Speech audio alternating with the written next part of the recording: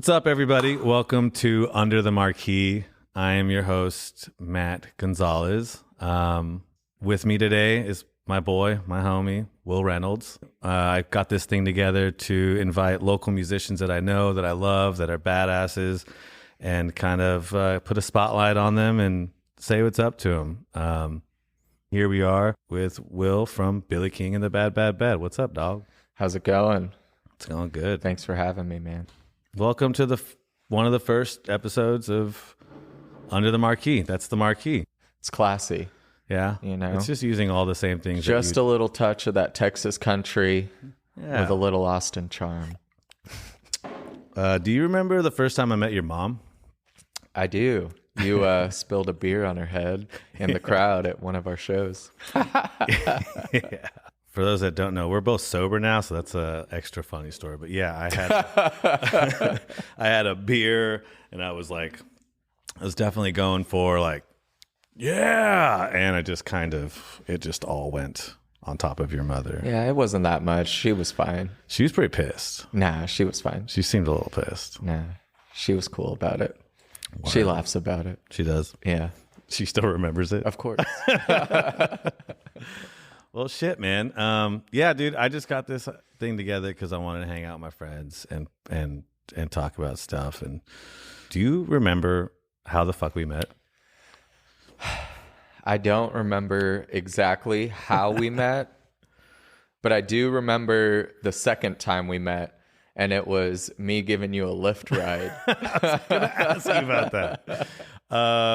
So yeah, that was the second time? That was the second time. Okay, cool. We had met before prior, and then I picked you up in a Lyft, and I was like, oh shit, what's up? That's basically when I feel like our friendship started, 100%. Yeah, definitely. And I had no fucking idea. I was hungover, and I was going to work, and I just ordered a Lyft, and you're just in the front, chuckling, ready. You're like, what's up, man? I'm like, oh, fuck. What's up? I feel like that's when I was like, oh, that's my boy. That's my homie. That's Will. Yeah. Yeah, man. I mean, I'm sure it was at a party somewhere, our 20s, lots of late nights. Do you want to play a song for us? You want to absolutely. rack up one from the new album? Yeah. I put in a personal request because I love one of the songs that you have that's a little bit more on the emotional side, I'd say. But then you also have the title track, which is, for those of you that are going to find out soon when the record comes out, it is a fucking banger. So which one is it that you're thinking? Is it the... yeah. The good one? Yeah, the good one. They're all good, except for that one. Yeah, that one. He Will knows which one I'm talking about. Yeah. This was the album finale. It's called Uncertainty. I am not afraid to face uncertainty, and I am unashamed to learn from who I used to be. Though the world may cast its doubts, throw every obstacle in my way, I will overcome my fears. I will overcome this day. But this is pain. This is honesty, breaking through my old flaws, discovering new realities. In darkness become the light, a burning flame.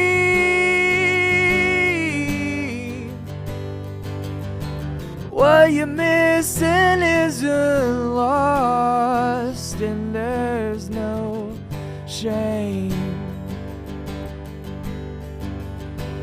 This is a tribute to those of us homesick for a place that's gone.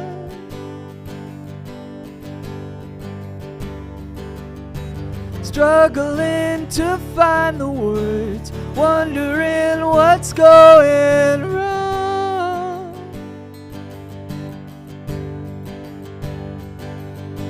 Looking for some way out through this pain,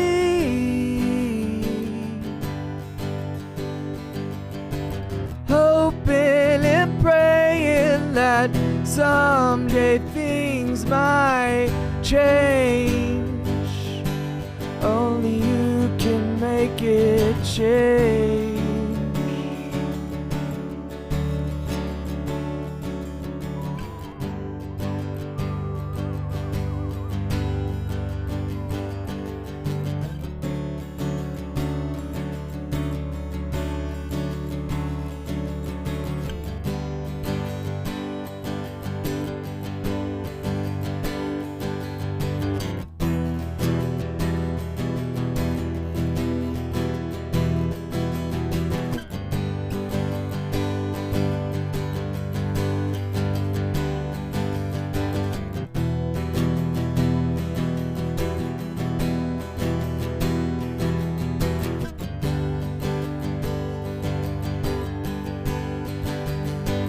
This is a tribute to those of us homesick for a place that's gone.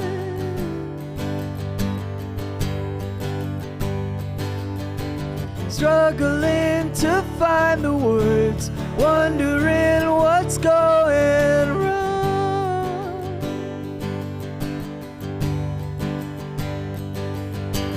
Looking for some way out through this pain,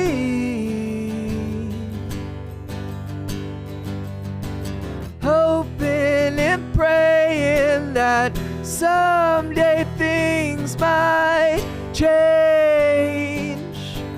Only you can make it change.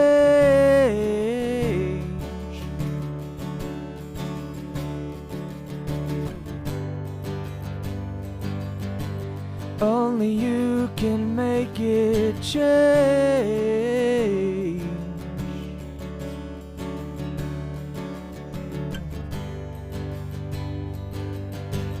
Only you can make it change. All right, thanks. Dude, Was that the one you were thinking of? Yeah. All right. 100%. Yeah.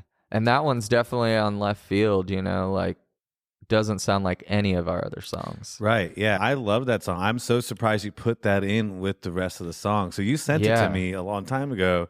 And I think you even mentioned you were thinking about doing like a different project with that sound. Yeah. What made you think to put that in with the rest of the songs, given it sounds so different?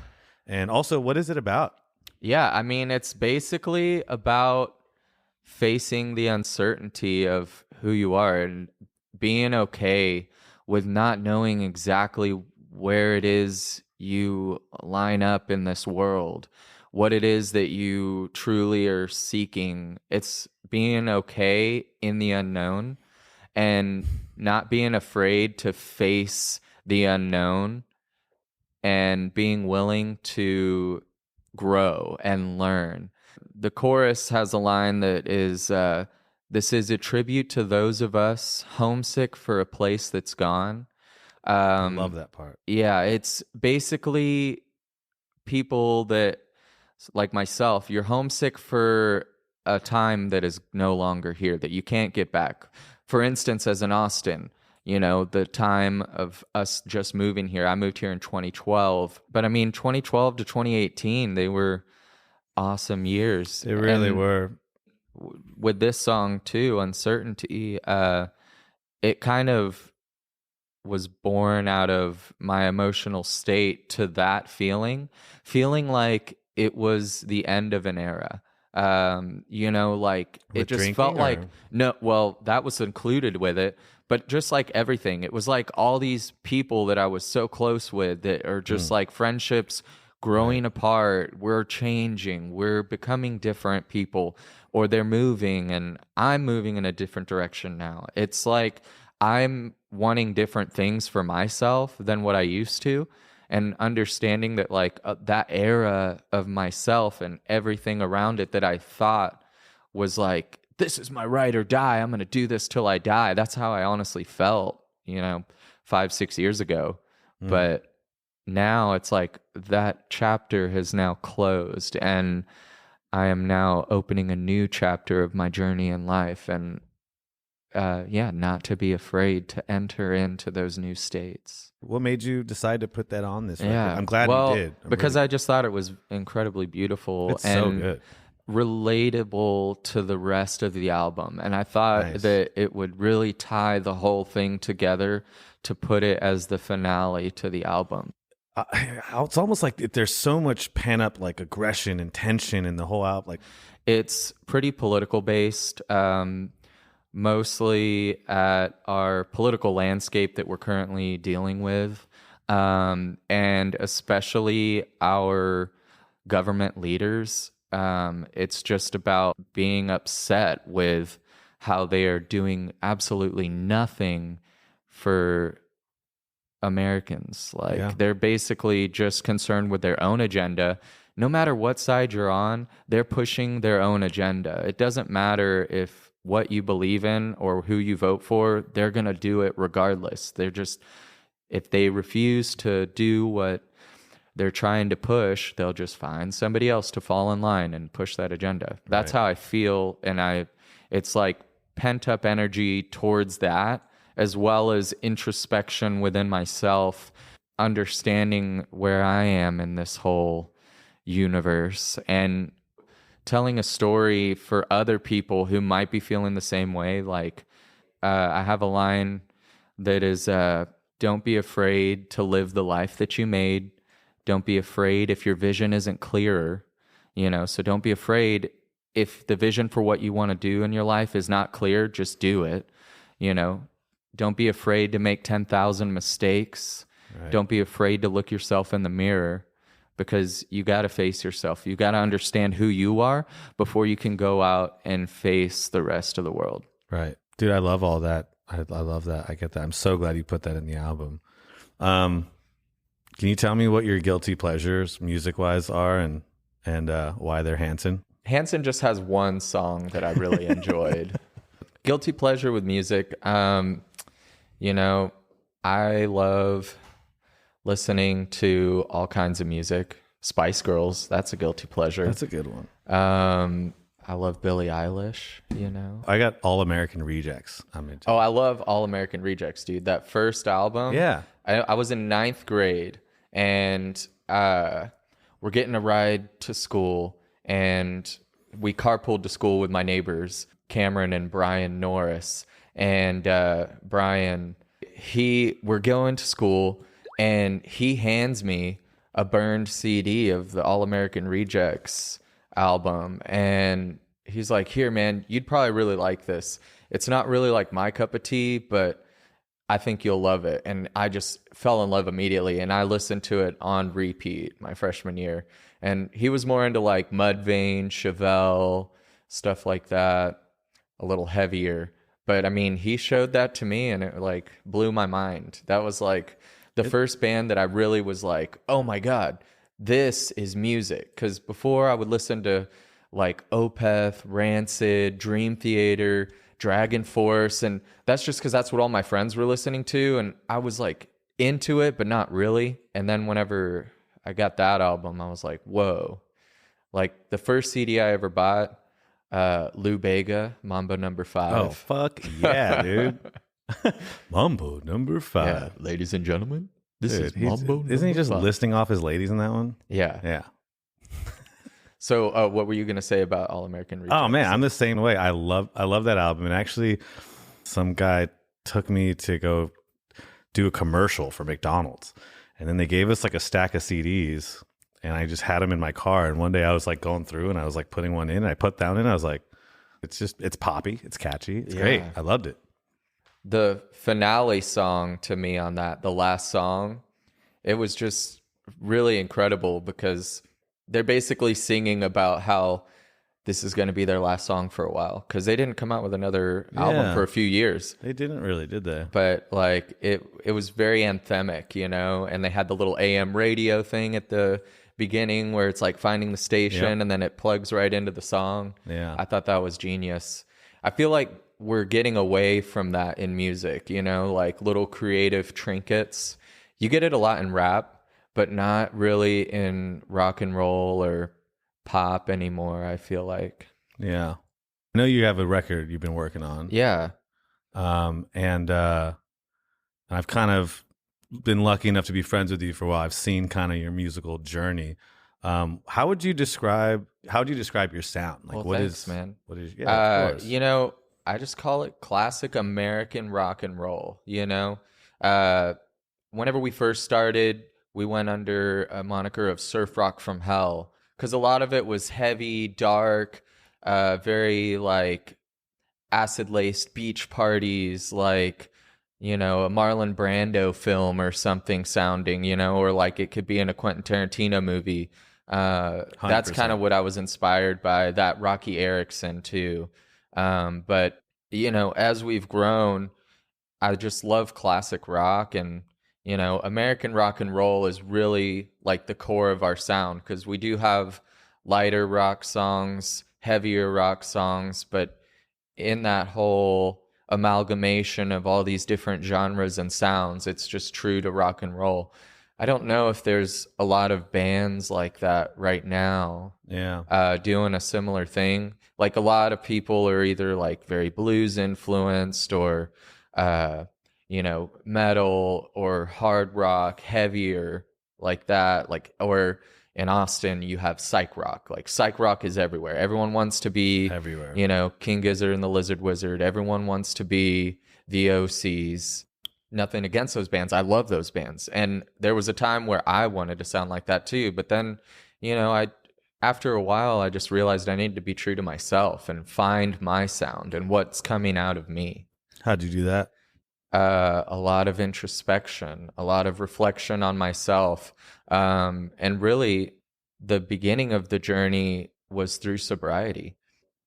Whenever you stop drinking, especially if you're someone that's really in the party scene, like I was huge in the party scene, and there's nothing wrong with that. For anyone that wants to party, do it. But it was definitely taking a toll on me, and I was masking a lot of underlying things that I had no idea I was even masking. And then as soon as you quit drinking, it's just like a flood of emotions come in. It's like all this pent up trauma that you didn't even realize you even had. And it's just like, oh, wow.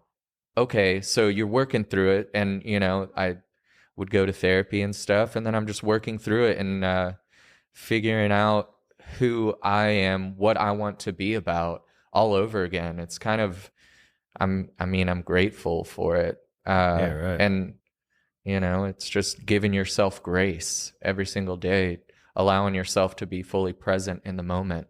I feel like I was unintentionally avoiding being present by just partying all the time. I, too, am recently sober.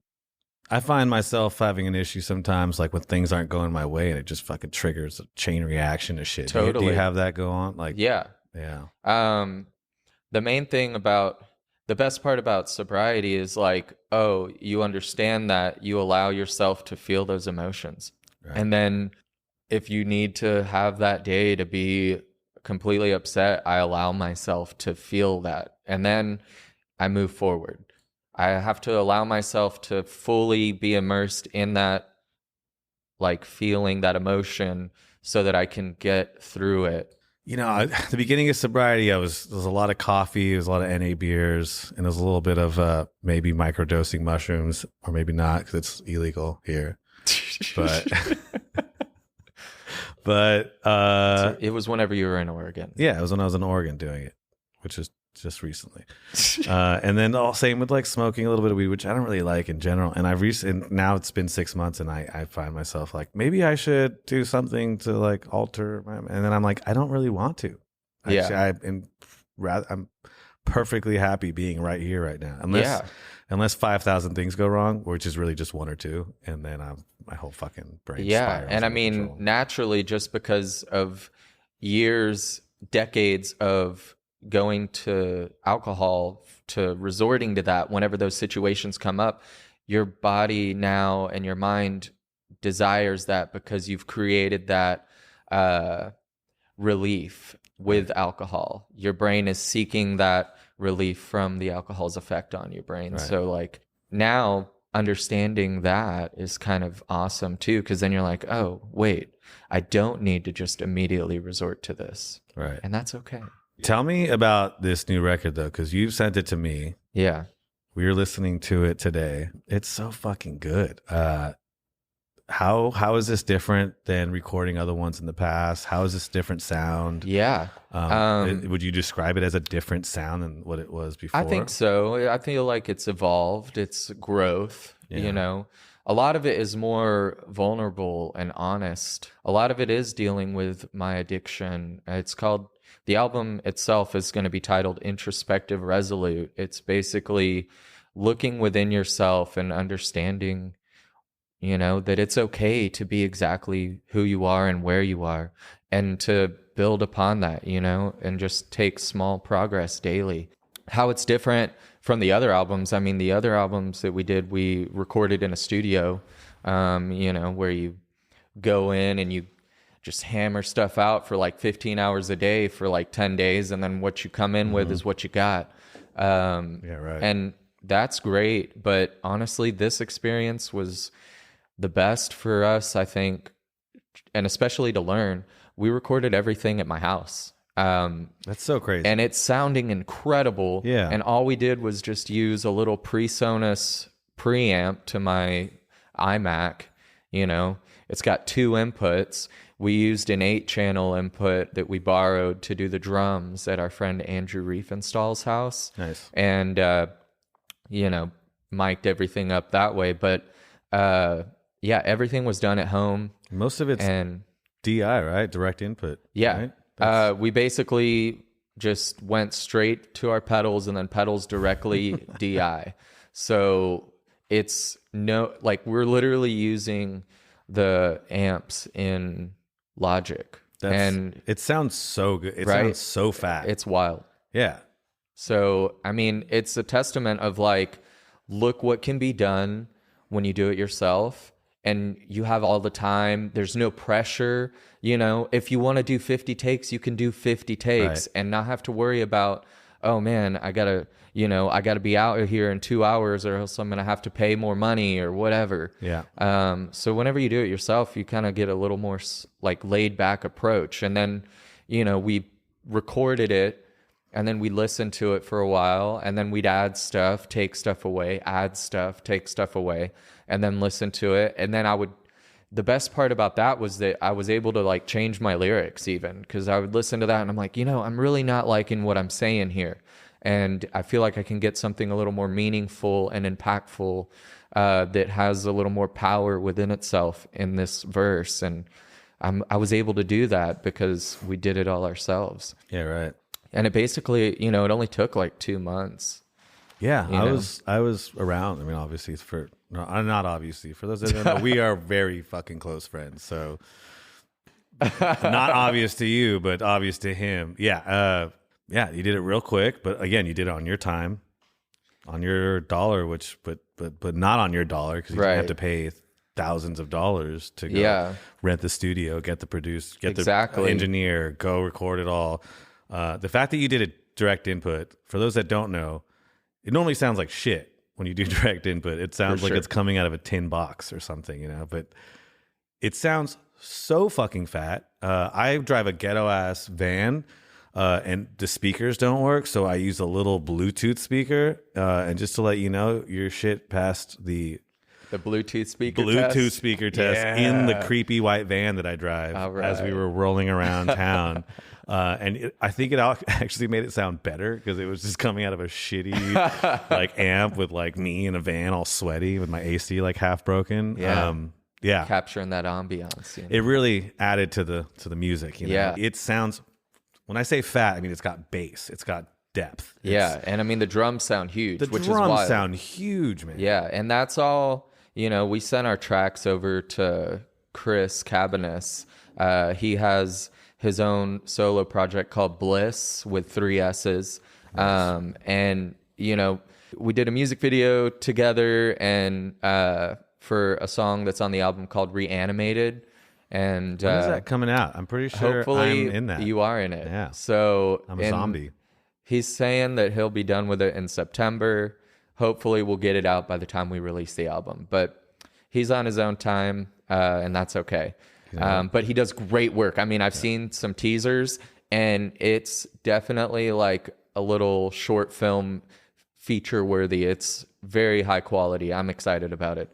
Well, I mean, that goes to kind of the beauty of this Austin community, though. I've recently been thinking about different places to move and where I might want to move after living in Austin. I've been here about 10 years. But the simple fact of the community that you have here, the people around, I mean, the fact that you have a homie helping you out with your music videos, you have another friend that you send the audio to.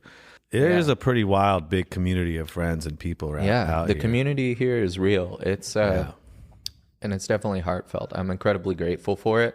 I don't know if we would have any of the success that we would have had anywhere else if, you know, we lived elsewhere, you know. Has it been hard being in the music industry and not drinking, considering it's so focused around drugs and alcohol? I mean, you know, at first I thought it would be, but what really helped me to seal it in was I took a break, like 100-day break, and then I went back to drinking, and I drank a few times. And then I realized, I remember that, yeah. Seeing how amazing it was to take that long extended break and how I felt. And then I was able to understand, like, this is definitely not serving me anymore. Every day hungover is a day that I'm not being productive on my music, on my passion. Like, it's definitely gets in the way of my creativity. If I'm hungover, I don't want to do anything. And then if I'm drunk, I do it, but not as well. So removing that and then going back to it helped me realize, like, oh, you know what? I am doing a better service to myself without it. So let's focus fully on music. Let's put this away. We can always go back to drinking. So basically every day is a day that I wake up and I'm like, I could drink today if I wanted to, but I choose not to. If you get into that mentality of one day at a time, you know, as they say, when you think about it as, I can't drink ever again, I can't drink forever, that is haunting, and like it definitely eats you out from the inside. Eats you out. Wait, it definitely what? eats you alive is what I meant to say. It eats you out alive? Yeah. And and whenever basically you think that way, where you can't ever drink again, you're going to fail. It's like inevitable, it feels like. So when you just think about it one day at a time and knowing that I choose not to drink today, it gets easier. And then as time goes on, it gets easier, and you're just like accumulating days. Yeah. For those that don't know, which I probably need to stop saying for those that don't know, people probably don't know shit about me. But anyways, I got pancreatitis. I almost died, and I am now sober. And in the beginning of that, it was really, really rough because I kept thinking, it's weird. I didn't want to ever drink again. But then as my body was getting better and I was coming back into the limelight, it was just overwhelming to think that I'll never drink again. Like, even if I didn't want to, it was just like weird that, like, oh, I'm never going to have a bourbon with a friend again. Yeah. And I kept freaking me out. I'm like, and people kept asking, like, so is it forever, or is it, I'm like, I don't want to drink. I almost died. I was in the hospital for 17 days on a feeding tube. But it's true. It's like, that's where that pivoted kind of for me, is where I was like, just think about it one day. You know what I do know is I don't want to drink today, and I don't want to drink tomorrow. Yeah, for sure. And I don't want to drink in 6 months, and I don't want to drink in a year. Yeah. Do I need to know if I'm going to have a drink at 58? I don't know. Maybe I'll have one drink. And if Yeah. I do, it's not the end of the world. I mean, But I don't need it right now. yeah, I definitely say all the time, like, yeah, I'll totally drink, like, if this happens or whatever. Oh, if I'm in Japan, I'll drink some sake. Yeah, I say that all the time because it's just like, it helps ease my mind to know that, like, oh, I could if I wanted to then. But I don't know either, man. I'll face that day when that day comes. Yeah.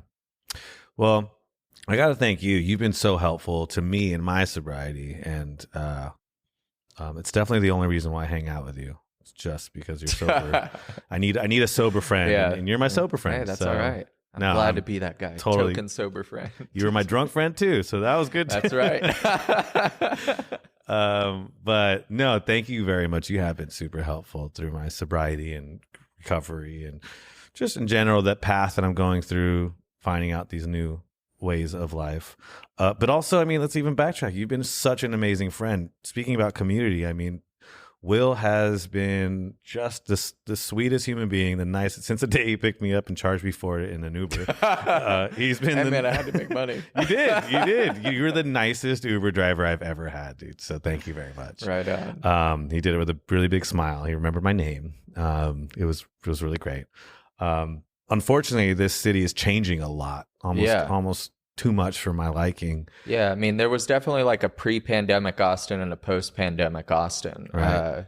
A major change day to night, you know? Yeah. How do you feel about that change? You know, change is inevitable. Yeah, it's going to is. happen everywhere and anywhere. One thing is you just got to accept it and grow with it.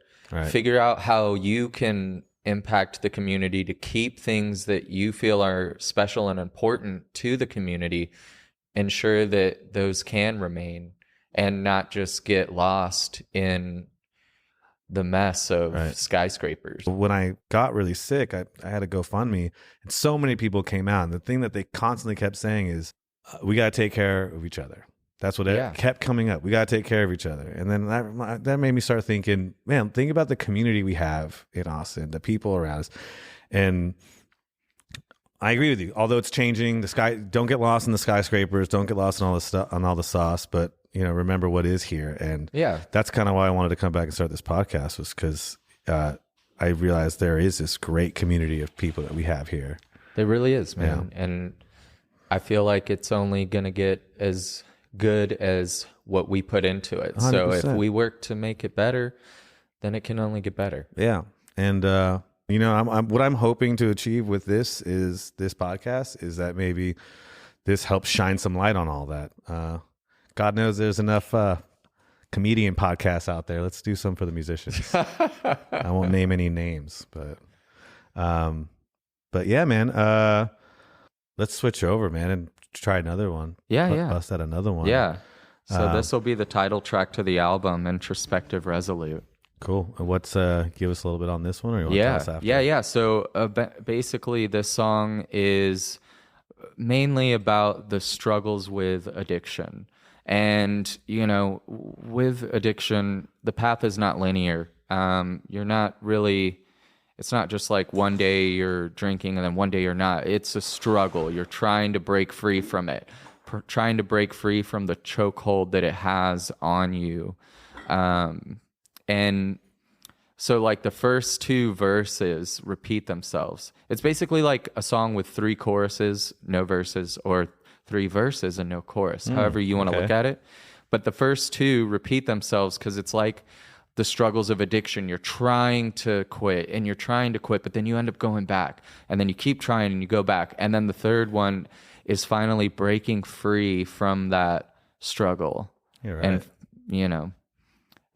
essentially the struggle with addiction. What's the title of this one? Sounds cool. It's called Introspective Resolute. Cool. I was going to say can't wait. I know. But then it's like, well, you're about to. I'm going to hear it right now. Yeah. I don't have to fucking wait. Yeah. But the audience will for when the album comes out. Yeah, y'all motherfuckers. But now you get a little sneak peek. Yeah. All right. In the story is a fight within a man. All he's seeking is the truth.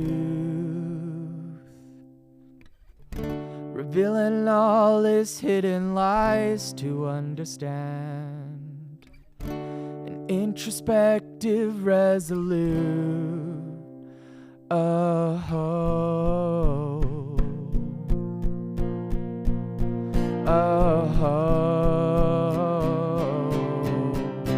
You never would have known I'm so lost in this darkness. I keep feeding desire,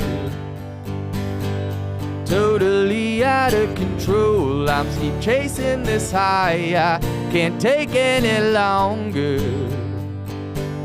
And no reflection can deny you. By the look in his eyes, you can tell that he wonders. Like a phoenix on the rise, you can grow from this pain and take it in stronger. If only I could grow from here. Well, I try. I'm just a victim of my own demise. You never would have known I'm so lost in this darkness. I keep feeding desire, totally out of control. I keep chasing this high. I can't take any longer.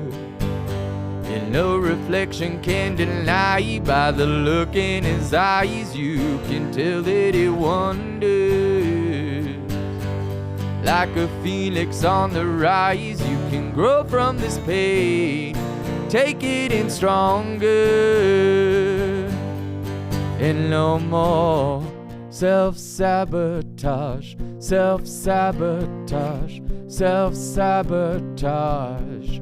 No more self-sabotage, self-sabotage, self-sabotage. Remove these shackles of pain, free yourself to change from darkness rays. You fight your demons in one, no, but the battle ain't done if you're in for the long run. Oh, my only advice, don't believe your own lies. It will be your demise. It ain't my only flaw. That ain't my only flaw. That ain't my only flaw. It ain't my only flaw. It ain't my only flaw. It ain't my only flaw. As this story comes to a close, you can struggle in secret no more. You can break the chain and break free. You've just gotta believe.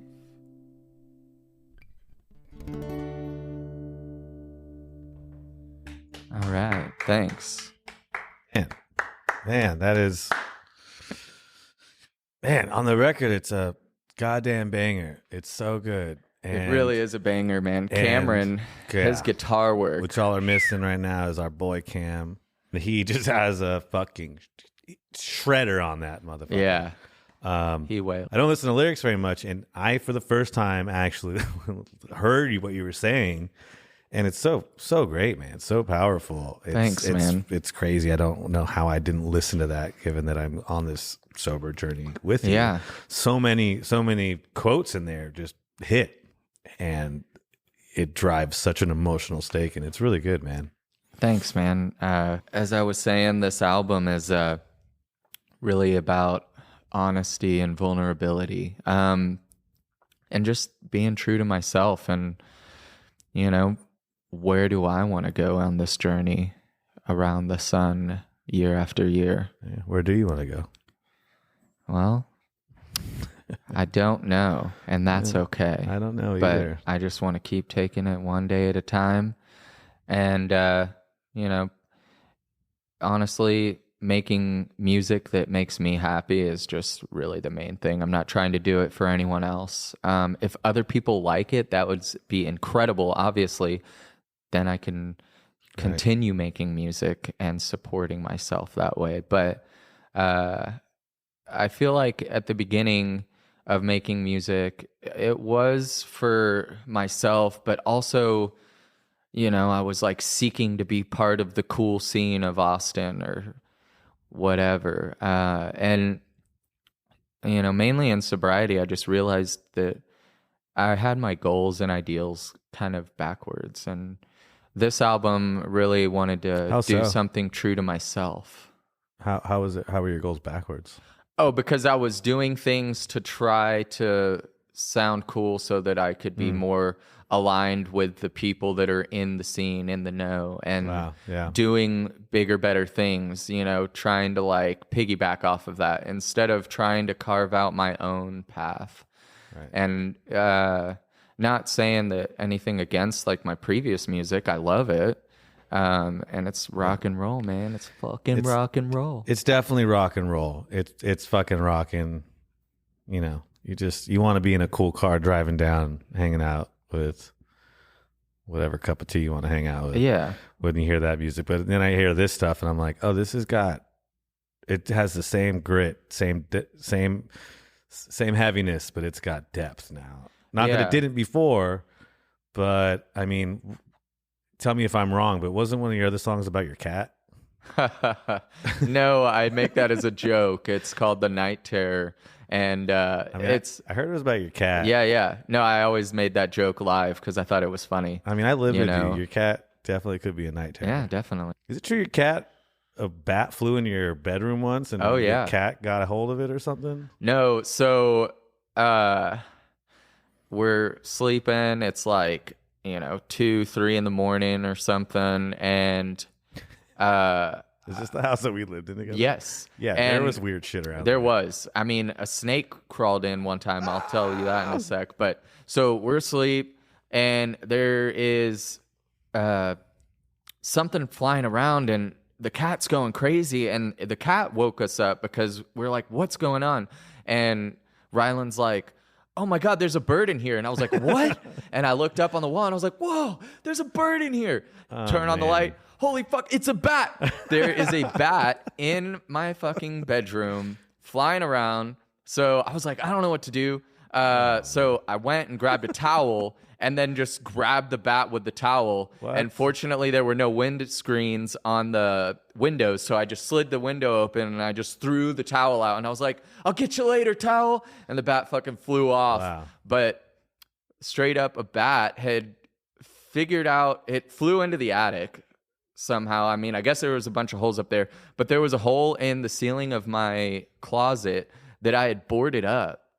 And so the bat must have seen some little bit of light or something, busted through that boarded up hole, and then got into my room. Oh, man. And then another time, we're hanging out in the kitchen, and a snake is just sliding around in the kitchen, man. It just slid in from under a door or something. I mean... So this is a house from hell because I lived with you in this house. Yeah. And it was a great house. It was a great house, but I also, when I first moved in... I call it the wall of the roach, the cockroach wall. Yeah. I had this beautiful wall behind the post of my bed, and it was great. Like I got drunk and I was like, oh, I can rock climb this fucking thing because it's cool looking. And I go to bed my first night in the house, and I'm in my comfy little bed, and this fucking roach just smacks me in the fucking head, and I'm like, I freak out, and I get up, and then like it keeps happening, and I'm like, I ended up sleeping like with a lot of I was always sleeping like this, like freaking out, like twitching, like something was on me, and it very well could have been or could have not been, but there was, the cockroach wall. Yeah. Yeah. You know what you should have done was gotten like an extra large mesh laundry bag, slept in that, so then nothing could have gotten into you. Or just not have the cockroaches smack me in the face throughout the night. I definitely... Definitely had a little lava lamp or something after that to make sure I could keep my eyes out for that. Well, shit, man. Yeah. We're going to switch over to something you told me would be fun to do. Rhythm roast. A rhythm roast. Rhythm roast. And yeah, we're not going to make fun of your rhythm, but we are actually. In this rhythm roast, I don't really know what I'm doing, but I'm going to start off by, I guess, just talking shit to you or something. Yeah. A lot of bands, when they get sober, it tends to be, you know, the shittiest version of their career. You know, like Red Hot Chili Peppers got sober, and then we got a bunch of bad songs from it that nobody listens to. Is that how you wrote All Right? Oh, you don't like that song? That's a bummer for you, dude. I actually do like it, but when somebody did say it sounded a little Grateful Dead-ish, and I can't help but you know, I feel like I hurt your feelings. No, my feelings are definitely not hurt. Cool. I love that song. Do you like the Grateful Dead? I never really got into it, but I will say, as compared to other jam bands, they at least write songs. Fish, don't even get it. I don't really know the jam band thing all that much. I can't stand it. I can't stand the like 20-minute song thing. You know, it's just personally not my cup of tea. And it's sad to say as a musician, but that's just my personal feeling towards it. It just doesn't motivate me. It doesn't encapsulate my emotions. Yeah, all right though. All right. Parentheses, believe in what you say. It sounds more like an Allman Brothers song if you were going to ask me. You're right. You're right. You know? And that Cam solo, fuck. Dude, that's Cameron's best solo he's ever done. Damn, dude. We were listening to it, and I was like, okay, the guitar's giving me the Dead vibes. But then when we got there, I was like, hey, no, we're talking. We have to listen to Cam's solo. I think I had to rewind it, too, just to make sure. I've listened to that solo hundreds of times. Can you tell me about this person? Who's this guy? Hey, there's me. That's second grade Will, second grade Billy. Dude, how stoned were you in that photo? Dude, I look so stoned, right? I think about that all the time. I'm like, man, second grade Will was living life right. Dude, that guy. Except with the fucking like mushroom tip penis haircut. Like, why was that bowl cut cool in the 90s? I don't know. I mean, maybe because Jonathan Taylor Thomas had it, and I don't know. It was Brotherly Love, Love, and Home Improvement, and I don't know. Thank God It's Friday, just kind of rock that kind of style. Let's see another photo real quick. Oh, let's see what another one we got. They're not crazy ones. I found them on your Instagram. I'm not gonna lie. Oh, nice. At what point were you living in Dallas as a used car salesman, like going to church? Because that's the vibes I'm getting off this next one. Oh, dude, that was right after I graduated college. And I mean, just look at that. I would buy a used car off of you. And I would totally believe you, too. Yeah, no, it's great. That's actually my sister, Natalie. What's up, sister Natalie? And essentially, I graduated college and, you know, I had long hair and my parents were like, you really need to cut your hair to find a job. And so I was like, fine, fuck it, I'll do it. Well, no, I just did it once so that they wouldn't ever bother me again. And they never have. But so cut my hair, got a job working at the Capitol. I was assistant sergeant at arms, which is for the Texas Senate. And basically I was just like standing. I had to wear a suit every single day. And you basically make sure all the bills are organized on the Senate floor. And if you mess up one bill, that whole bill can be thrown out. It's so meticulous that you have to be just right on point. And then you double check it, triple check it. And then you're like a bodyguard at all the doors during session. And my sergeant at arms, he was Rick DeLeon. Sounds like my brother in Christ. He used to be like a state trooper. And he had this thing about shaving. You know, most people that worked in the Capitol didn't really have to shave. There were beards everywhere, but he made sure that you shaved every single day. And there was one night that I shaved, and I had to shave my mustache for that job too. Wow. So that was gone shortly after that photo. But I had shaved my face the night before going to work, and I get to work. I had to be at work at 6 a.m, and I get there, and he looks at my face, and he's like, you didn't shave this morning, did you? You shaved last night. And I was like, yeah, is that a problem? And he's like, yeah, you're not gonna be able to come back until you shave. So I had to walk to the nearest CVS, go get a razor and shaving cream and shave in the bathroom before I could go back to work. Jesus. Yeah, that's how much of a stickler he was. But, it taught me the importance of a good shave, which I have not shaved since. I did it once in the pandemic, and I looked stupid as fuck. Yeah, naked mole rat. Naked mole rat is fucking right. It really is the eyeliner of the male, It enhances everything. Helps us out a lot. Yeah. I also shaved my whole face multiple times during the pandemic because I was like, man, I haven't seen this guy in a while. What kind of double chin am I rocking? Yeah. Real quick, before we head out, man, we're gonna pop out a little something. You grew up like in a border town or Harlingen, that Puro 956 co. Yeah, whatever you just said. Puro Pinche 956 co. Puro Pinche 956. Yeah. So that's pure 956 for those that don't know Spanish. Yeah. Pure 956. As a little going away thank you, and also just a little hit to your Mexican roots, brought you a couple tacos because A, I wanted to give you a little snack. Hey, I love me some tacos. B, I also wanted to see what kind of tacos do you like? I love. Do you eat all the tacos? Yeah, I do. I like bistec. I like al pastor. Do you eat tripe? I do love tripas. Ah, perfect. That was going to be one of my tests. I was going to see, does this motherfucker eat tripe? And let's see, is that the tripe? That looks like pastor. How about this? Do you like cabeza or lengua? Yeah, lengua is good too. Ah, perfect. Okay.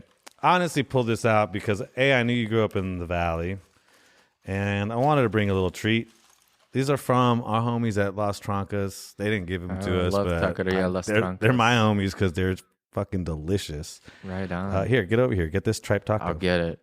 So also, real quick, we're breaking the rule. I heard that this is like the stupidest thing you do in a podcast is eat, but we're about to eat. Hot ones are good. Hot ones are good. But yeah, so I'm from Harlingen, Texas. It's down in the Rio Grande Valley, and it's right next door to San Benito, Texas, where Charlie Crockett's from, actually. Oh, really? I didn't and know exactly where but really, it's also home to Freddie Fender, who, Texas Tornadoes, dude. Oh, yeah. Hey, baby, ¿qué pasó?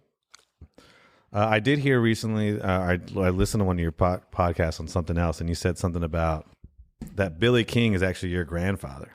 Did he? Yeah, so my dad's dad was William Murray King Sr., and he went by Billy King. They lived in Franklin, Tennessee, just south of Nashville. And, he played football for Mississippi State, won a bunch of championships, so he was like a top dog in Franklin, Tennessee, So everyone just called him Billy King, and I always thought that was a cool name. He unfortunately passed away when my dad was 14, so I never got to meet him. A tragic accident, like getting hit by a car, falling off a cliff. So crazy. Jesus. Yeah. So. What, he was on a motorcycle? No, he was driving a car and just like got hit by another vehicle and then pushed off a cliff. So, my dad, William Murray King Jr., he decided to change my middle name because his dad wasn't alive anymore and he wanted to not continue the lineage legacy whenever his dad was gone. So I'm William Bradford King. And then my step-grandfather, who was named Bailey Dunlap Reynolds, he was livid that my last name was not his last name. So he went through a whole ordeal with my dad to get him to have his last name adopted to become Reynolds. So he also had my dad's birth certificate erase his real dad's name on his birth certificate, and now Bailey Reynolds is his dad on his birth certificate, which is messed up. Jeez. But so whenever I was a kid, then my name became William Bradford King Reynolds.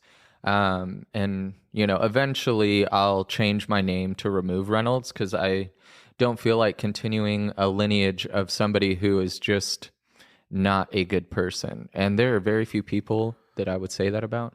And so much so that I would even be willing to say it on a podcast. Fucking A, right. Well, shit, man. Well, I was kind of hoping that I would stump you a little bit and you'd be like, I don't mess with tripe. But luckily, you're a real one. as they say. Do you not mess with tripe? No, I fucking love tripe. I love it all, man. Cabeza, tripe. I'll do whatever, man. I thought cabeza and lengua are obviously the easier ones for sure. I'm hoping that you're gonna like those. But thank you so much for coming and being, thank you for having me. One of my absolute first guests. And the food's really good. I wish you guys could try this. But Taqueria Las Trancas, check it out. It's on Taqueria East Las Cesar Trancas. Chavez.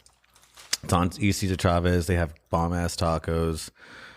Yeah, they have all the goods. The pastor, I mean, I don't know if I've ever gotten it. Nothing to write home. It's actually pretty good. Yeah. It's all really good. Well, yeah, man. Well, thank you guys. Appreciate everybody stopping by. Thanks for having me, Matt. Thanks for coming. And thank you, Will. Let's do this again. Let's just keep on rocking in the real world. Let's keep In the on rocking in the sober- free world. Sober real world. Yeah. I don't know if it's free anymore, but Well, keep on rocking in the censored, totalitarianist dystopia that we're heading towards world. yeah. Rock and roll. Rock and roll. Well, thank you, man. Love you, dog. Later. Love you. Peace.